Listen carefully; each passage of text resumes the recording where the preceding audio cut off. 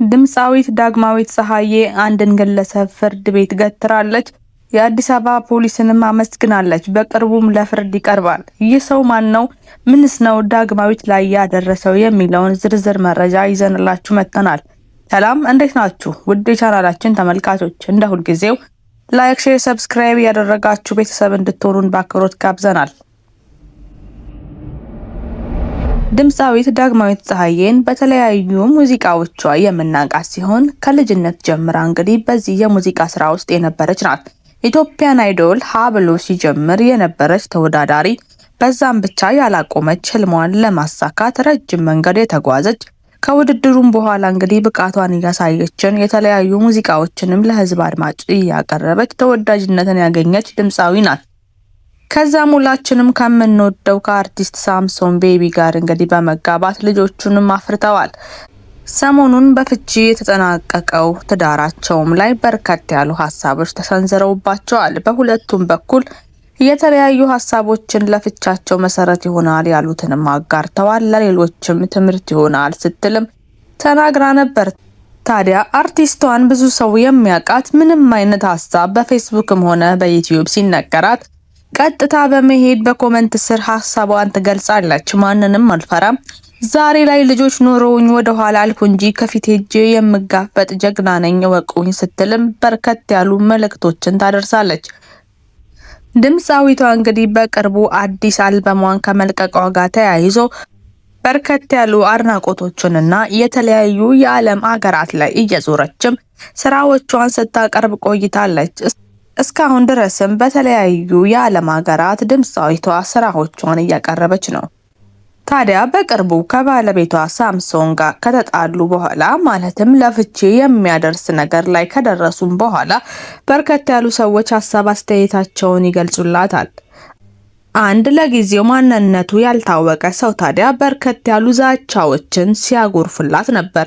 ይህን እያደረገ ያለው ታዲያ በትክክል ፎቶውን እየለጠፈ ከስር ሀሳብ አስተያየት ብቻም ሳይሆን ዝንፈላና ከስርዓት የወጡ ቃላቶችንም ጭምር አብሮ ይናገራት ነበር። በዚህም ያላበቃው ግለሰቡ የተለያዩ ማስፈራሪያዎች፣ ያለችበትን ቦታ፣ የቤተሰቦቿን አድራሻ፣ የልጆቿን ትምህርት ቤት ሳይቀር ሁሉንም እየተናገረ ምንም አታመጭም እያለም ሲያስፈራራት ነበር።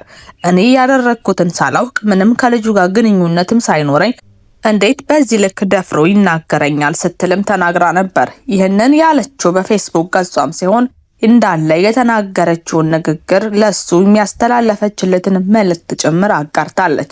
ታዲያ እኔ ስሞት አንድ አደጋ ከደረሰብኝ በኋላ አርአይፒ ብላችሁ ለመለጠፍ ትሽቀዳደሙ ነበር። ዛሬ ላይ ግን አንድ ሴት ጥቃት እየደረሰብኝ ነው፣ በርከት ያሉ ዛቻና ማስፈራሪያዎችም እየደረሱብኝ ነው ብላ ስትናገር ልትተባበሯት እንኳን ፈቃደኛ አይደላችሁም ስትልም ሚዲያዎችን ወቅሳ ነበር።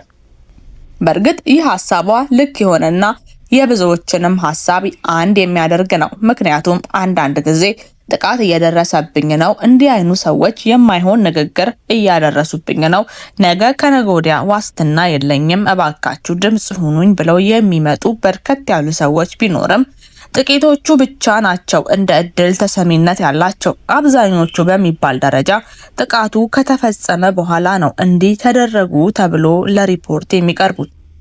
እንኳን ፎቶ ማስረጃ ኖሮ በፊት ለፊትና በስልክ እየደወለ የሚያስፈራራ ግለሰብ ምንም አይነት የስጋም ሆነ ጓደኝነት የሌለው ዝምድና ከዚህም አልፎ ደግሞ ቤተሰብ ድረስ የሚሄድ ማስፈራሪያ ሲቀርብ ግን መንግስትም ሆነ የሚዲያ አካላት ዝም ማለት አልነበረባቸውም። ታዲያ ድምፃዊቷ በዚህም በመናደድ በዛ ላይ ደግሞ ትዳር መፍታቷን ተከትሎ እንዴት ብቸኝነቷን አገኘሁ ብሎ ሊጫወት የመጣ ሰው ነው ብላም ተበሳጭታ ነበር። እኔ አሁን ላይ ልጆች ኖረውኝ እንጂ በዚህ ልክ ሚዲያ ላይ ወጥቼ እንዲህ አድርጉ ብዬ እንዳሳብ የማቀርበው ለራሴ የማንስ ሰው አይደለሁም። ሰው ሲወልድ ይፈራል፣ ለልጆቹ መኖርን ይናፍቃል ስትልም ብሶቷን ተናግራ ነበር። ታዲያ ዳግማዊት በአሁን ጊዜ አዲስ የምስራችን ነግራናለች። ምክንያቱም ከዚህ በፊት ሲያስፈራራትና በርከት ያሉ ሀሳቦች የያዙ ከባድ ቃላትን ሲናገራትና ሲልክላት የነበረው ግለሰብ በአዲስ አበባ ፖሊስ ተባባሪነት መያዙን ገልጻለች። እንኳን ደስ አላችሁ፣ አብራችሁኝ ሆናችሁ የልጁን ማንነት ለማጣራት ደፋ ቀና ስትሉ የነበራችሁ በአጠገቤ የነበራችሁ ጓደኞቼ፣ ከዚህም በፊት በሚዲያ የማውቃችሁ፣ በዛ ላይ ደግሞ የአዲስ አበባ ፖሊስ ለዚህ ለቀና ትብብሩና የኔን ጥቃት እንደ ጥቃቱ ተመልክቶ ይህን ግለሰብ ለማፈላለግ የፈጀበትን ጊዜ ለፍርድ እንዲቀርብም ስላደረገው ታላቅ ምስጋናን አቅርባለች። ይህን ታዲያ የሰሙ ጓደኞቿም ሆነ አድናቂዎቿ በጣም ተደስተዋል። ምክንያቱም በዚህ ዙሪያ ላይ የሚያልፉ በርከት ያሉ ሴቶች እንዳሉ ይታወቃል። አንዳንድ ጊዜ ማንነታቸው ባልታወቀ በእነሱ ፍላጎት ብቻ የተመሰረቱ ሰዎች ወይ ከኔ ጋር ሁኑ አለያም እንዲህ አይነት ነገር ይደርስባቸዋል እየተባሉ በርከት ያሉ ማስፈራሪያዎች ይደርስባቸዋል። ነገሩን ከባድ የሚያደርገው ታዲያ ዳግማዊት አንደኛ በትዳር ዓለም የማትኖር ለብቻዋ ልጆቿን የምታሳድግ ለስራ ከሀገር የምትንከራተት በመሆኗ ለእንደዚህ አይነት ጥቃት ልትዳረግ ትችላለች። ስለዚህም ስጋት የሆነባትን ሰው በዚህ ልክ በእስር በመገኘቱ ደስታችን ወደር የለውም። ምክንያቱም ሕግ የለም ብለው ቀን ጨልሞባቸው በርከት ያሉ ሴቶች በእንደዚህ አይነት መንገድ ለሚያልፉ ለካ ፍርድ አለ፣ ነገ ከነገ ወዲያ እኛንም የሚያሳድደን ሰው ለፍርድ ይቀርባል የሚል ፍላጎት እንዲያድርባቸው ያደርጋል።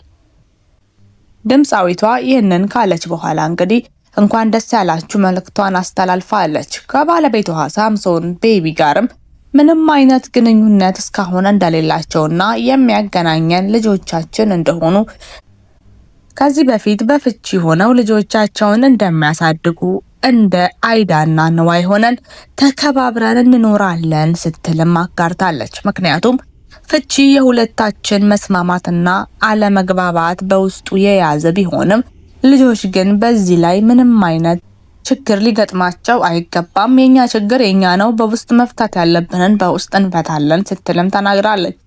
ከዚህ በፊት እንግዲህ ያለ ፍቃዴ ሞግዚቴ ለቃብኛለች ያለችውንም ቪዲዮ ከሞግዚቷ ጋር በሕግ እንደምትጠያየቅ ተናግራለች። ባለቤቷ መጥቶ ከልጆቿ ጋር ሲጨቃጨቅ ከሷም ጋር አንዳንድ ቃላቶችን ሲወራወር የሚያሳይ ቪዲዮ ከወጣ በኋላ በርከት ያሉ ሰዎች ሳምሶን ቤቢ ላይ ሲፈርድባቸው ነበር።